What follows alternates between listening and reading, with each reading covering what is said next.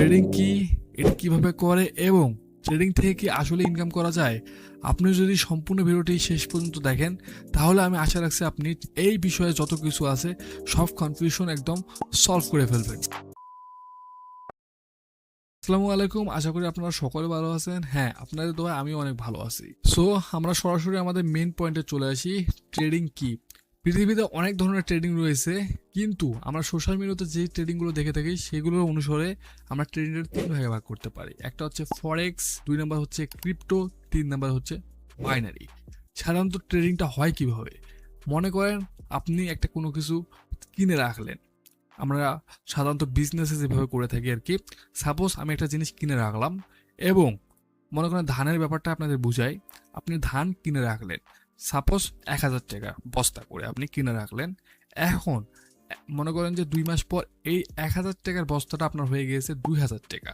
So আপনি কি করলেন, এই 1000 টাকা দামি বস্তাটা আপনি 2000 টাকায় সেল করে দিলেন। বুঝতে পারছেন? আমরা ফার্স্ট অফ অল কি করছি, আমরা বাই করছি, মানে আমরা বস্তাটাকে কিনছি 1000 টাকা দিয়ে। দেন আমরা এটা কি করছি, 2000 টাকা দিয়ে সেল করছি। এখানে আমাদের প্রফিট কত? 1000 টাকা। হ্যাঁ, সো এই যে একটা বাই এবং সেলের মধ্যে আমরা হচ্ছে কাজটা করতেছি, এটাই হচ্ছে আমরা ট্রেডিং এর মধ্যে করে থাকি।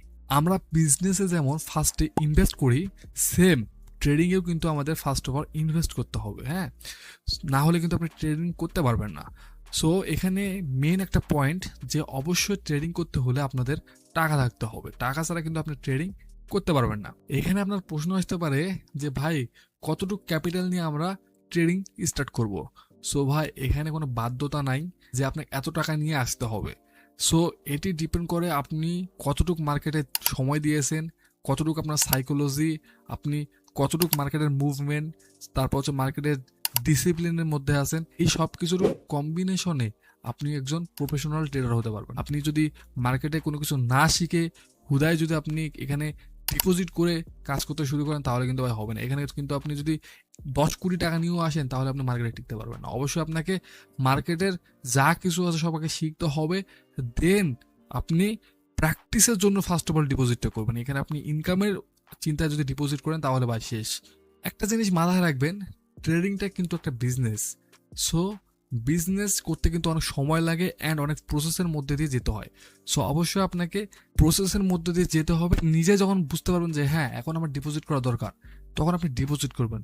বাট সেই ডিপোজিটটা আপনি করবেন, যে ইনকাম করবেন সেই ডিপোজিট দিয়ে আপনি ল্যাম্বরগিনি ইত্যাদি ইত্যাদি করে ফেলবেন ভাই, সেটা চিন্তা করি না। ফার্স্ট অফ অল যদি আপনি ডিপোজিট করেন তাহলে আপনি অবশ্যই লস করবেন, এটা 100%।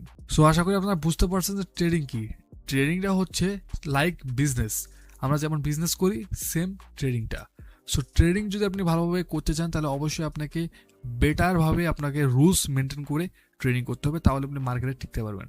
আর যদি আপনি ডিসিপ্লিন এগুলো মেনে না কাজ করেন তাহলে আপনি ট্রেডিংয়ে টিকতে পারবেন না, আপনি একদম পথের ভোগী হয়ে যাবেন। বুঝতে পারছেন? সো অবশ্যই ট্রেডিং করার জন্য আপনাকে অবশ্যই লার্নিং করতে হবে। দেন আপনি মার্কেটে আসবেন। মার্কেটে এসে আপনার কোনো ফার্স্ট অফ অল যদি আপনি মার্কেটে আসেন, প্রথম অবস্থায় আপনি যে ক্যাপিটালটা ডিপোজিট করবেন সেই ক্যাপিটাল থেকে আপনি ইনকামের কোনো চিন্তা করবেন না। আপনি জাস্ট সেটা শেখার জন্য ইনভেস্ট করবেন।